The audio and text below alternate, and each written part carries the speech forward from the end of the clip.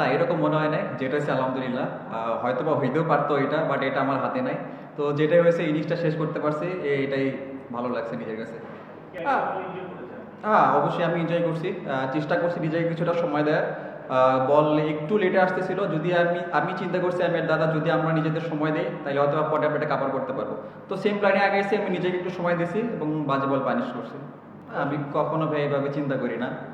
Just আমাদের সামনে আর দুইটা ম্যাচ আছে, দুইটা ম্যাচ আমরা কিভাবে ভালো শেষ করতে পারবো, তো সেটাই প্ল্যান থাকবে আমাদের। সবাই সেভাবেই চিন্তা করতেছে। যদি হয়ে যায় হয়ে যেতে পারে, বাট আমি নর্মাল যে প্ল্যানে খেলি সে সেম প্ল্যানে খেলার চেষ্টা করব। দেখেন ওইটা ডিফারেন্ট ফরম্যাট, ওডিআই ফরম্যাট। এখানে যেরকম প্রথম পাওয়ার প্লেতে মানে কুইক খেলতে হয়, রান তুলতে হয়, ওইখানে হয়তো আরও একটু বেশি সময় পাওয়া যায়। তো আমি চেষ্টা করতেছি পাওয়ার প্লেতে খেললে আমি নিজেকে কিছুটা সময় দেওয়ার। তো চেষ্টা করবো যে চ্যাম্পিয়ন্স ট্রফি যখন খেলবো তখন নিজেকে কিছুটা সময় দিয়ে যদি ব্যাটিং করতে পারি তাহলে আমার জন্য ভালো। না আমি এরকম কখনো ওয়াইড, এটা পার্ট অফ গেম, এটা হইতেই পারে, বাট আমি কখনো এইভাবে দেখি নাই। কারণ ওয়াইড হইতেই পারে এই বিষয়ে আমি কোনো কমেন্টস করতে চাইতেছি না, কারণ it's a parts of game. এটার কোনো রহস্য নাই ভাই।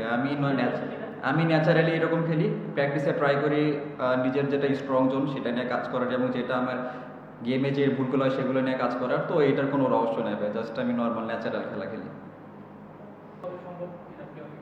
সত্যি কথা বলতে আমরা এখন শেষ দিকে এসে এগুলো চিন্তা করতেছি না। আমরা জাস্ট ফোকাস করতে যদি সামনের ম্যাচে, সামনের দুইটা ম্যাচ যদি আমরা ভালোভাবে শেষ করতে পারি তাই হয়তো বা চান্স হইতেও পারে। বাট আমরা যদি এটা নিয়ে আর এক্সট্রা বেশি নিতে চাই না, কারণ আমাদের শুরুটা ভালো হয় নাই। তো আমাদের চেষ্টা থাকবে যাতে সামনের দুইটা ম্যাচ ভালোভাবে শেষ করার।